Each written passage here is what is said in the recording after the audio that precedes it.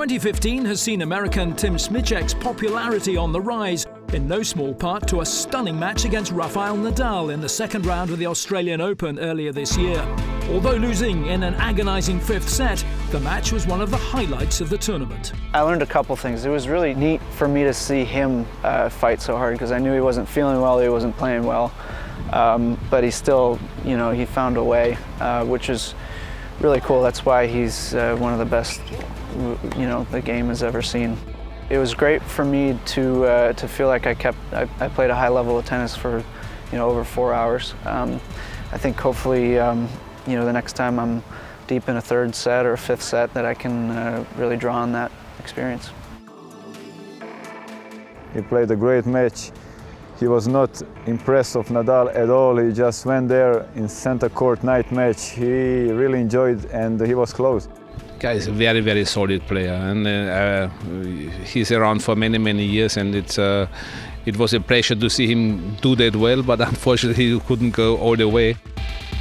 Taking one of the greatest players to the limit can only serve as further inspiration for the 27-year-old as he continues to try and make headway. I think for me it's, there's no shortage of motivation.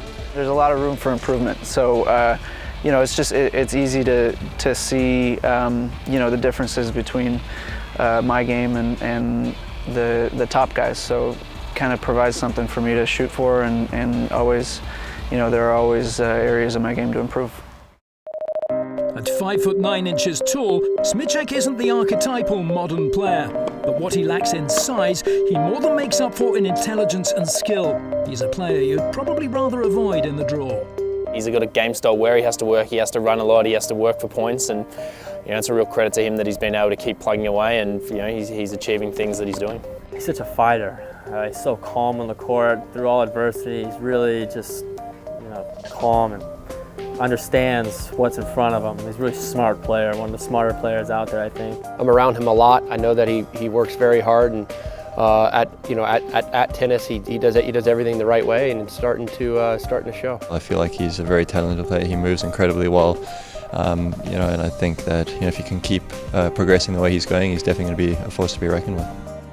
In order for me to be a good tennis player, I have to do things a little differently than your prototypical tennis player these days. So there's been a bit of a learning curve over the last couple of years for me to figure out the right brand of tennis for me to play, and so still learning, but I think it's going well. He turned pro in 2006, and there's one aspect of the game Smyczek relishes above all others. My favorite part of being a professional tennis player is competing. I think that if I wasn't a tennis player, I would have had to find some other way to compete. It's just part of my nature.